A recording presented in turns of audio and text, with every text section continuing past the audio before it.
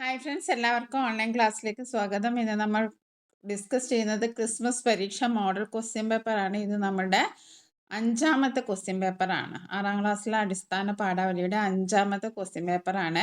അപ്പോൾ ഇതിൽ ഉൾപ്പെടുത്തിയിരിക്കുന്നത് നമ്മുടെ പാഠഭാഗവുമായി ബന്ധപ്പെട്ട് വരാൻ സാധ്യതയുള്ള മുഴുവൻ ചോദ്യങ്ങളും ഈ 5 ക്വസ്റ്റ്യൻ പേപ്പറിലായിട്ട് നമ്മൾ ഡിസ്കസ് ചെയ്തിട്ടുണ്ട്. അപ്പോൾ നിങ്ങൾ ശരിയായിട്ട് വായിക്കുക, മനസ്സിലാക്കുക, സ്വന്തമായിട്ടുള്ള പ്രവർത്തനങ്ങൾ ചെയ്യാൻ ശ്രമിക്കുക. യാത്രാനുഭവം ഉണ്ടാവും, നമ്മൾ കണ്ട കാഴ്ചകൾ ഏതെങ്കിലും എഴുതാനുണ്ടാവും, വാർത്താ തലക്കെട്ട് എഴുതാനുണ്ടാവാം, നോട്ടീസ് വരാം. അപ്പോൾ അതുമായി ബന്ധപ്പെട്ട ഒരുപാട് ആക്ടിവിറ്റീസ്, പ്രവർത്തനങ്ങൾ ഈ 5 ക്വസ്റ്റ്യൻ പേപ്പറിലായിട്ട് ഉത്തരസഹിതമാണ് നമ്മൾ ഉൾപ്പെടുത്തിയിരിക്കുന്നത്. അതേപോലെ തന്നെ എക്സാം കഴിഞ്ഞാൽ അതിൻ്റെ ആൻസർ കീയും ഓൺലൈൻ ക്ലാസ് എന്ന ഈ ചാനലിലൂടെ നിങ്ങൾക്ക് അറിയാൻ സാധിക്കും. അപ്പോൾ നമുക്ക് ആദ്യത്തെ പ്രവർത്തനം അറിയാലോ, വായിക്കാൻ പറയാം ആണ്. അതിനു മുമ്പ് ഒരു കാര്യം പറയാനുള്ളത്, 15 മിനിറ്റ് കൂൾ ഓഫ് ടൈമാണ്. ചോദ്യങ്ങൾ വായിക്കാൻ ഈ സമയം പരമാവധി പ്രയോജനപ്പെടുത്തുക. കാരണം നിങ്ങൾക്കറിയാലോ, ആദ്യത്തെ പ്രവർത്തനം എന്ന് പറഞ്ഞാൽ വായിക്കാൻ പറയുകയാണ്. അപ്പം വായിച്ചെഴുതാനാണുള്ളത്. അപ്പോൾ ഈ ഒരു കാണുന്ന ഈ ഭാഗം നിങ്ങൾ വായിക്കുക. അതിൽ നിന്നുള്ള 5 ചോദ്യങ്ങളായിരിക്കും. ചിലപ്പോൾ നിങ്ങൾക്ക് വളരെ ഈസി ആയിട്ടുള്ള ചോദ്യോത്തരങ്ങളായിരിക്കും. ചിലപ്പോൾ ചില പ്രസ്താവനകളൊക്കെ തന്നിട്ട് ഇത് 1 ശരി, 1 മാത്രം ശരി, 2 ശരി, അങ്ങനെയുള്ള ചോദ്യങ്ങളും വരാം. അപ്പം നിങ്ങൾ അതൊക്കെ മനസ്സിലാക്കി വയ്ക്കുക. ഈ പ്രവർത്തനത്തിൽ നിങ്ങൾക്ക് മുഴുവൻ മാർക്ക് കിട്ടും, A+ കിട്ടും. അത് അത്രയും ഈസി ആയിരിക്കും. അപ്പോൾ അത് ഈസി ആവാൻ വേണ്ടിയിട്ട് നിങ്ങൾ വായിച്ച് നോക്കണം, നല്ലവണ്ണം വായിച്ച് നോക്കണം. നമുക്ക് ആദ്യത്തെ ചോദ്യം നോക്കാം. വായിക്കാൻ പറയാം. വയോജനങ്ങളും ആധുനിക സമൂഹവും. ആധുനിക സമൂഹം അതിവേഗം മാറിക്കൊണ്ടിരിക്കുന്ന ഒരു കാലഘട്ടമാണിത്. ശാസ്ത്ര സാങ്കേതിക പുരോഗതിയും ജീവിതശൈലിയിലെ മാറ്റങ്ങളും മനുഷ്യജീവിതത്തെ കൂടുതൽ സൗകര്യപ്രദമാക്കിയിട്ടുണ്ടെങ്കിലും ഈ മാറ്റങ്ങളുടെ പിന്നാമ്പുറകത്ത് അവഗണിക്കപ്പെടുന്ന ഒരു വിഭാഗമാണ് വയോജനങ്ങൾ. ഒരു കാലത്ത് കുടുംബത്തിൻ്റെയും സമൂഹത്തിൻ്റെയും അടിത്തറയായിരുന്ന വയോധികർ ഇന്ന് പലപ്പോഴും ഒറ്റപ്പെടലും അവഗണനയും അനുഭവിക്കുന്നു. കൂട്ടുകുടുംബ വ്യവസ്ഥ തകരുകയും അണുകുടുംബങ്ങൾ വ്യാപകമാവുകയും ചെയ്തതോടെ വയോജനങ്ങൾക്ക് കുടുംബത്തിനുള്ളിൽ ലഭിച്ചിരുന്ന സ്നേഹവും പരിഗണനവും കുറയാൻ തുടങ്ങി. ജോലി തിരക്കുകളും നഗരജീവിതത്തിൻ്റെ സമ്മർദ്ദങ്ങളും കാരണം മക്കൾക്ക് മാതാപിതാക്കളോടൊപ്പം ചെലവഴിക്കാനുള്ള സമയവും കുറഞ്ഞു. ഇതുവഴി പല വയോധികരും മാനസിക സമ്മർദ്ദവും ഏകാന്തതയും അനുഭവിക്കുന്നു. അതേസമയം വയോജനങ്ങൾ സമൂഹത്തിൻ്റെ അനുഭവ സമ്പത്താണ്. അവരുടെ ജീവിതാനുഭവങ്ങളും മൂല്യബോധവും പുതിയ തലമുറയ്ക്ക് വഴികാട്ടികളാവാൻ കഴിയും. ആധുനിക സമൂഹം വയോധികരുടെ ആവശ്യങ്ങൾ മനസ്സിലാക്കി അവരുടെ ആരോഗ്യം, സുരക്ഷ, മാനസിക സന്തോഷം എന്നിവ ഉറപ്പാക്കേണ്ടത് അത്യാവശ്യമാണ്. വയോജനങ്ങളെ ആദരിക്കുകയും അവരുടെ അറിവിനും അനുഭവങ്ങൾക്കും വില കൽപ്പിക്കുകയും ചെയ്യുന്ന സമൂഹം മാത്രമേ യഥാർത്ഥത്തിൽ പുരോഗമിച്ച സമൂഹമാവുകയുള്ളൂ. ആദ്യത്തെ ചോദ്യം നോക്കാം. ആധുനിക സമൂഹത്തിൽ വയോജനങ്ങൾ നേരിടുന്ന പ്രശ്നങ്ങളെക്കുറിച്ച് താഴെ കൊടുത്തിരിക്കുന്ന പ്രസ്താവനകൾ പരിശോധിക്കുക. അണുകുടുംബ വ്യവസ്ഥ വയോജനങ്ങളുടെ ഒറ്റപ്പെടലിന് കാരണമായി. സാങ്കേതിക പുരോഗതി വയോജനങ്ങൾക്ക് എല്ലായ്പ്പോഴും ഗുണകരമാണ്. തിരക്കേറിയ ജീവിതശൈലി മക്കൾക്ക് മാതാപിതാക്കളോടൊപ്പം സമയം ചെലവഴിക്കൽ കുറച്ചു. വയോജനങ്ങൾക്ക് മാനസിക സമ്മർദ്ദം ഉണ്ടാകുന്നില്ല. അപ്പം വയോജനങ്ങൾ നേരിടുന്ന പ്രശ്നങ്ങളെക്കുറിച്ച് ഇതിൽ ഏതൊക്കെയാണ് ശരി? അപ്പോൾ അണുകുടുംബ വ്യവസ്ഥ വയോജനങ്ങളുടെ ഒറ്റപ്പെടലിന് കാരണമായി. അതൊരു ശരിയായ ഉത്തരം തന്നെയാണ്. അപ്പോൾ നമുക്ക് എന്താണ് പറയാം? 1ഉം 3ഉം മാത്രമാണ് ഇതിൽ ശരി, അല്ലേ? ആദ്യത്തേതും ഒറ്റപ്പെടലിന് കാരണമായതും, അതേപോലെ തിരക്കേറിയ ജീവിതശൈലി മാതാപിതാക്കളോടൊപ്പം സമയം ചെലവഴിക്കാനുള്ള സമയം കുറച്ചു. ഈ 1ഉം 3ഉം ആണ് ശരിയായത്. അപ്പോൾ ഇവിടെ ഓപ്ഷൻ തന്നിട്ടുണ്ട്, അതിൽ പലതും പറഞ്ഞിട്ടുണ്ട്. അപ്പോൾ നമ്മൾ ശരിയായ ഉത്തരം മാത്രം എഴുതുക. ഇനി അടുത്തത്, വയോജനങ്ങളുടെ സാമൂഹിക പ്രാധാന്യത്തെക്കുറിച്ച് താഴെ പറയുന്ന പ്രസ്താവനകൾ വിലയിരുത്തും. വയോജനങ്ങൾ സമൂഹത്തിൻ്റെ അനുഭവ സമ്പത്താണ്. ശരിയാണ്. അവരുടെ ജീവിതാനുഭവങ്ങൾ പുതിയ തലമുറയ്ക്ക് പ്രയോജനപ്പെടുന്നു. അതും ശരിയാണ്. വയോജനങ്ങളുടെ അറിവ് ആധുനിക സമൂഹത്തിന് അനാവശ്യമാണ്. അത് തെറ്റാണ്. വയോജനങ്ങളുടെ അറിവ് ആധുനിക സമൂഹത്തിന് ആവശ്യമാണ്. മൂല്യബോധം കൈമാറുന്നതിൽ വയോജനങ്ങൾക്ക് പങ്കുണ്ട്. അതും ശരിയാണ്. അപ്പോൾ ഇതിൽ 1ഉം 2ഉം 4ഉം ഓപ്ഷൻസ് ശരിയാണ്. അപ്പോൾ നമുക്ക് A ആണ് നമ്മുടെ ഉത്തരം. 1, 2, 4 ശരി. ഇനി അടുത്ത ചോദ്യം, കുടുംബ വ്യവസ്ഥയിലെ മാറ്റങ്ങളെക്കുറിച്ച് ശരിയായ പ്രസ്താവനകൾ ഏതാണ്? കൂട്ടുകുടുംബ വ്യവസ്ഥ വയോജനങ്ങൾക്ക് കൂടുതൽ സുരക്ഷ നൽകിയിരുന്നു. ശരിയാണ്. അണുകുടുംബങ്ങൾ വർദ്ധിച്ചതോടെ വയോജനങ്ങൾ അവഗണിക്കപ്പെട്ടു. ശരിയാണ്. നഗരജീവിതം വയോജനങ്ങളുടെ സന്തോഷം വർദ്ധിപ്പിച്ചു. തെറ്റാണ്. കുടുംബ ബന്ധങ്ങൾ ദുർബലമായത് വയോജനങ്ങളെ ബാധിച്ചു. അപ്പോൾ ഇതിൽ ഏതൊക്കെയാണ് ശരി? 1ഉം 2ഉം 4ഉം ശരിയാണ്. ഓക്കെ. ഇനി അടുത്തത്, ആധുനിക സമൂഹം വയോജനങ്ങളോട് കാണിക്കേണ്ട സമീപനങ്ങളെക്കുറിച്ചുള്ള ശരിയായ പ്രസ്താവനകൾ. വയോജനങ്ങളുടെ ആരോഗ്യ സംരക്ഷണം ഉറപ്പാക്കണം. അവരുടെ മാനസിക സന്തോഷം അവഗണിക്കണം. വയോജനങ്ങളെ ആദരിക്കേണ്ടത് സമൂഹത്തിൻ്റെ ഉത്തരവാദിത്തമാണ്. അവരുടെ അനുഭവങ്ങൾ വില കൽപ്പിക്കണം. അപ്പോൾ ഇതിൽ ഒന്നാമത്തെ ശരിയാണ്. മാനസിക സന്തോഷം അവഗണിക്കണം. അത് തെറ്റായ ഒരു പ്രസ്താവനയാണ്.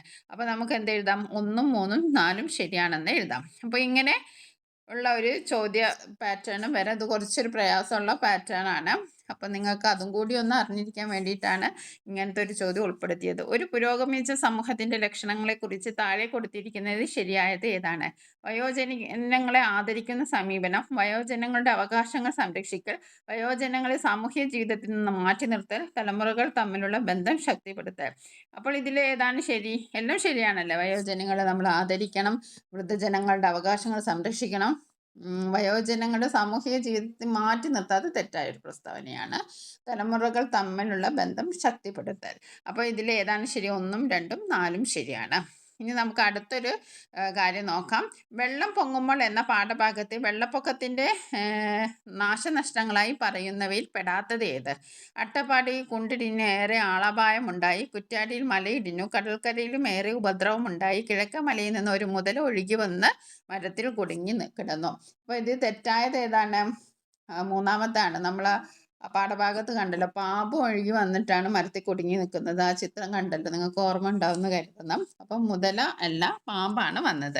ഇനി രണ്ടാമത്തെ ചോദ്യം, കൊടുത്ത വെയിൽ തിക്കും തിരക്കും എന്ന വാക്ക് ഏറ്റവും ഉചിതമായി പ്രയോഗിച്ചിരിക്കുന്നത് ഏതാണ്? അമ്പലത്തിൽ ചെണ്ടമേളം കേൾക്കാൻ തിക്കും തിരക്കും ഉണ്ടായിരുന്നു. ബസ്സിൽ കുറച്ച് പേർ മാത്രമുള്ളത് തിക്കും തിരക്കുമായിരുന്നു. ഇത് ശരിയായ ഉത്തരം എന്താണ്? ഫസ്റ്റ് വണ്ണാണ് അല്ലേ. ഒന്നാമത്തതാണ് ശരിയായ ഉത്തരം. അമ്പലത്തിൽ ചെണ്ടമേളം കേൾക്കാൻ തിക്കും തിരക്കും ഉണ്ടായിരുന്നു. ഓക്കെ. ബസ്സിൽ കുറച്ച് പേർ ഉണ്ടായ തിക്കും തിരക്കും ഉണ്ടാവുമോ? ഉണ്ടാവില്ല. അപ്പോൾ ആ പ്രസ്താവന തെറ്റാണ്. തിക്കും തിരക്കും എന്ന് പറയുന്നത് വളരെ അധികം ആളുകളുള്ള ആ അവസ്ഥക്കാണ് നമ്മൾ തിക്കും തിരക്കും എന്ന് പറയുന്നത്. അപ്പോൾ അമ്പലത്തിൽ ചെണ്ടമേളം കേൾക്കാൻ കൂടുതൽ ആളുണ്ട്. അപ്പോൾ ആ വാക്ക് ശരിയാണ്. എന്നാൽ ബസ്സിൽ കുറച്ച് പേർ മാത്രമാണ്. അപ്പോൾ അവിടെ തിക്കും തിരക്കും എന്ന പ്രയോഗം തെറ്റാണ്. ഇനി അടുത്തത് നമുക്ക് ഒരു അനുഭവക്കുറിപ്പ് എഴുതാനാണ്. ദ ഫിഷ് ആൻഡ് ഐ എന്ന ചെറു സിനിമയുടെ ദൃശ്യരേഖ നിങ്ങൾ പരിചയപ്പെട്ടല്ലോ. കാഴ്ച പരിമിതിയുള്ള ഒരാളും അയാൾ ഓമനിച്ചു വളർത്തുന്ന കുഞ്ഞു മീനുമാണ് ഈ ചെറു സിനിമയിലെ കഥാപാത്രങ്ങൾ. ഇതുപോലെ നിങ്ങളും ജീവികളെ ഓമനിച്ച് വളർത്താറില്ലേ? വളർത്തുമൃഗങ്ങളുമായി ബന്ധപ്പെട്ട് നിങ്ങൾക്കുമില്ലേ അനുഭവങ്ങൾ? അനുഭവക്കുറിപ്പ് തയ്യാറാക്കുക. ദ ഫിഷ് ആൻഡ് ഐ എന്ന ചെറു സിനിമ കണ്ടപ്പോൾ എനിക്ക് എൻ്റെ വളർത്തുമൃഗത്തെക്കുറിച്ചുള്ള ഓർമ്മകൾ മനസ്സിലേക്ക് വന്നു. ഞങ്ങളുടെ വീട്ടിൽ ഞാൻ ഏറെ സ്നേഹത്തോടെ വളർത്തിയിരുന്ന ഒരു പൂച്ചയായിരുന്നു. ചെറിയ കുഞ്ഞു പൂച്ചയായിരുന്നപ്പോൾ തന്നെ ഞങ്ങൾ അതിനെ വീട്ടിലേക്ക് കൊണ്ടുവന്നു. ദിവസവും അതിന് പാലും ഭക്ഷണവും നൽകുന്നതും അതോടൊപ്പം കളിക്കുന്നതുമായിരുന്നു എൻ്റെ സന്തോഷം. പൂച്ചയ്ക്ക് എന്തെങ്കിലും അസുഖം വന്നാൽ ഞാൻ ഏറെ വിഷമിക്കുമായിരുന്നു. ഒരു ദിവസം അതിന് ഭക്ഷണം കഴിക്കാനാകാതെ ഇരുന്നത് കണ്ടപ്പോൾ ഞാൻ അമ്മയോട് പറഞ്ഞു. ഉടൻ തന്നെ ഞങ്ങൾ അതിനെ ഡോക്ടറുടെ അടുത്തേക്ക് കൊണ്ടുപോയി. അന്ന് എനിക്ക് വളർത്തുമൃഗങ്ങളോടുള്ള ഉത്തരവാദിത്തം എന്താണെന്ന് മനസ്സിലായി. അവ നമ്മളെ സംസാരിച്ച് അറിയിക്കില്ലെങ്കിലും അവരുടെ വേദന നമുക്ക് മനസ്സിലാക്കാൻ കഴിയും. ഈ ചെറു സിനിമയിലെ പോലെ തന്നെ ജീവികളെ സ്നേഹിക്കുകയും സംരക്ഷിക്കുകയും ചെയ്യേണ്ടത് നമ്മുടെ കടമയാണെന്ന് എൻ്റെ അനുഭവം എന്നെ പഠിപ്പിച്ചു. വളർത്തുമൃഗങ്ങൾ നമ്മുടെ ജീവിതത്തിൽ സന്തോഷവും കരുണവും നിറയ്ക്കുന്ന കൂട്ടുകാരാണ്. ഇനി നമുക്കൊരു കുറിപ്പ് തയ്യാറാക്കാനാണ്. 56 അക്ഷരമല്ല, 51 അക്ഷരവുമല്ല എൻ്റെ മലയാളം. മലയാളം എന്ന 4 അക്ഷരമല്ല, അമ്മ എന്ന ഒരൊറ്റ അക്ഷരമാണ്. മണ്ണ് എന്ന ഒരൊറ്റ അക്ഷരമാണ് എൻ്റെ മലയാളം. കുഞ്ഞുണ്ണി മാഷിൻ്റെ വരികളാണിത്. പ്രൗഢിയും സൗന്ദര്യവും ഒത്തുചേർന്നതാണ് നമ്മുടെ മാതൃഭാഷയായ മലയാളം. തന്നിരിക്കുന്ന വരികളുടെ അടിസ്ഥാനത്തിൽ മലയാള ഭാഷയുടെ മഹത്വത്തെക്കുറിച്ച് ഒരു കുറിപ്പ് തയ്യാറാക്കുക. മലയാള ഭാഷയുടെ മഹത്വം. 56 അക്ഷരമല്ല, 51 അക്ഷരവുമല്ല എൻ്റെ മലയാളം എന്ന കുഞ്ഞുണ്ണി മാഷിൻ്റെ വരികൾ മലയാള ഭാഷയുടെ ആത്മാവിനെ മനോഹരമായി അവതരിപ്പിക്കുന്നു. മലയാളം വെറും അക്ഷരങ്ങളുടെ കൂട്ടമല്ല, അത് അമ്മയെ പോലെയുള്ള സ്നേഹവും മണ്ണിനെ പോലെയുള്ള ആത്മബന്ധവുമാണ്. നമ്മുടെ ജീവിതത്തിൻ്റെ ഓരോ നിമിഷവും ചേർന്ന് നിൽക്കുന്ന ഭാഷയാണ് മലയാളം. അമ്മയുടെ ആദ്യ വാക്കുകളിൽ നിന്ന് നമുക്ക് ചുറ്റുമുള്ള പ്രകൃതിയിലേക്കും മനുഷ്യബന്ധങ്ങളിലേക്കും മലയാളം നമ്മെ നയിക്കുന്നു. പ്രൗഢിയും സൗന്ദര്യവും ഒരുപോലെ ഉൾക്കൊള്ളുന്ന ഭാഷയാണ് മലയാളം. സാഹിത്യത്തിലും കവിതയിലും കഥകളിലും നാടകങ്ങളിലും മലയാളം സമ്പന്നമാണ്.